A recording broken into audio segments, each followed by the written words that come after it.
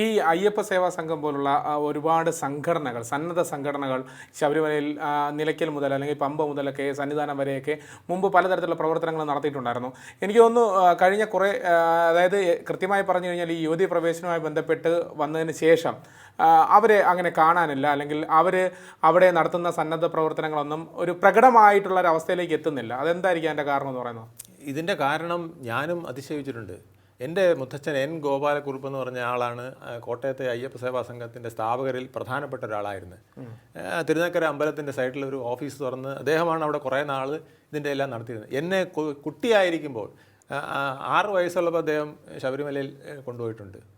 ആ കാലത്തും ഈ ഓഫീസ് അവിടെ ഉണ്ട്. ഈ പ്രവർത്തനങ്ങൾ അവർ നടത്തിക്കൊണ്ട് എത്ര വർഷമായെന്ന് നോക്കണം.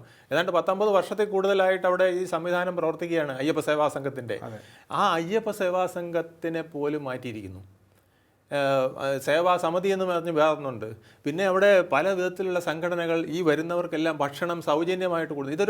ഇതൊരു പിന്നെ അയ്യപ്പനെ പൂജിക്കുന്നത് പോലെ, അയ്യപ്പനെ നെയ്ത്തേങ്ങ ഉടയ്ക്കുന്നത് പോലെ ഒരു മഹത് കർമ്മമായിട്ടാണ് ഈ അയ്യപ്പനെ കാണാൻ വരുന്ന ഭക്തർക്ക് ഭക്ഷണം കൊടുക്കുന്നത്, അവർക്ക് വെള്ളം കൊടുക്കുന്നത്. ഇതൊരു പുണ്യകർമ്മം പോലെ ചെയ്തിരുന്നവരെ മുഴുവൻ അവിടുന്ന് പടിയടച്ച് പിണ്ടം വെച്ചിരിക്കുകയാണ്.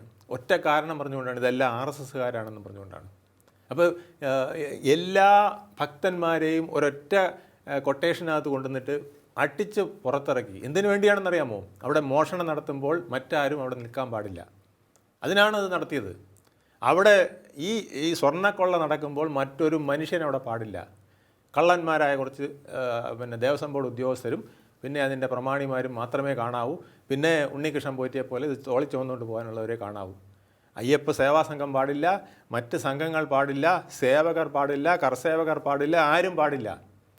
ഭക്തർ ഇങ്ങനെ വന്ന് ഒഴുകി ഇങ്ങനെ പൊയ്ക്കൊണ്ടിരിക്കും, അതിനിടയ്ക്ക് സ്വർണ്ണപ്പാളി പൊയ്ക്കൊണ്ടിരിക്കണം. ഇതിനു വേണ്ടി നടത്തിയതാണ് ഈ അയ്യപ്പ വിശ്വാസികളെ മുഴുവൻ അവിടുന്ന് പുറത്തിറക്കിയത്. സേവകരായ അയ്യപ്പ വിശ്വാസികളെ പുറത്തിറക്കിയതിൻ്റെ ഒരു കയോസം കൂടി ഇന്നുണ്ട്. അതുകൊണ്ടാണ് അവർക്ക് വെള്ളം കൊടുക്കാൻ ആളില്ലാതെ. ഇല്ലെങ്കിൽ സർക്കാരൊന്നും വേണ്ട, അയ്യപ്പ ഭക്തർ വെള്ളം കൊടുക്കും. അയ്യപ്പ ഭക്തർ അവിടെ സംരക്ഷിക്കാൻ അവർക്ക് വേണ്ട ഭക്ഷണം കൊടുക്കും. അവർക്ക് ഇരിക്കാനുള്ള പിന്നെ വിരി വയ്ക്കാനുള്ള പായും ടെൻറ്റുമെങ്കിലും അടിച്ചു കൊടുക്കും. ഇപ്പോൾ അതൊന്നും ചെയ്യാൻ സർക്കാരിലെല്ലാം മുറ പോലെയാണ്. അതിലെല്ലാം 10 മുതൽ 5 വരെ ആയിരിക്കും പലരും ജോലി ചെയ്തിരുന്നത്. ഇപ്പോഴും അവർ ആ താളത്തിൽ നിൽക്കും. പിന്നെ അത്യാവശ്യമാണെങ്കിൽ വിപ്പ് ഉണ്ടെന്ന് പറഞ്ഞാലേ എന്തെങ്കിലും കാര്യങ്ങൾ നീക്കുള്ളൂ.